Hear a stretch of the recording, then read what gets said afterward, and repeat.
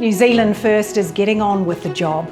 April marked 6 months since New Zealand First returned to Parliament, and my colleagues and I marked that milestone by holding public meetings across the country. We travelled from north to south to provide the public with an update on the progress New Zealand First is making in Parliament and government.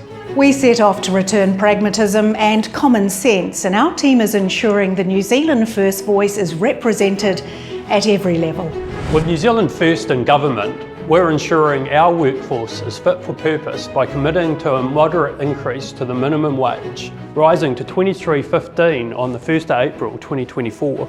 Strengthening job seeker obligations so those who are able to work can, and improving the accredited employer work visa to address unsustainable net migration. We all have a duty to contribute to our economy and receive fair pay for a fair day's work. We need to rebuild the economy and improve productivity to provide the standard of living Kiwis deserve. We've introduced the Fast Track Approvals Bill to reduce costs and improve consenting times for projects of regional and national significance. Securing our energy future is paramount, which is why we're investigating the reopening of Marsden Point as part of our National Fuel Security Plan. And we're backing wool for use in government buildings and to take to the world. We have this great natural fibre here at our front door. It's time the rest of the world knew about that too. New Zealand First is restoring efficiency and fiscal responsibility to government and improving public services. We've cancelled costly, low-value projects like Auckland Light Rail and Let's Get Wellington Moving. We've cut unnecessary spending on cycleways. And there's no more Three Waters or Maori Health Authority. They're massive cost sinks. We're going back to basics in education with a focus on literacy and numeracy and filling a gap in our medicines funding.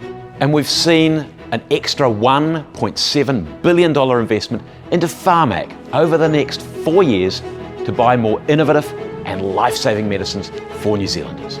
New Zealand First is keeping our promise to deliver better public services and restore law and order. We're committed to a full, wide-ranging inquiry into the COVID-19 response. We've started work to widen the scope, and we've received 11,000 submissions from concerned Kiwis on the best way to do exactly that. We're listening to you, and there's plenty more to come.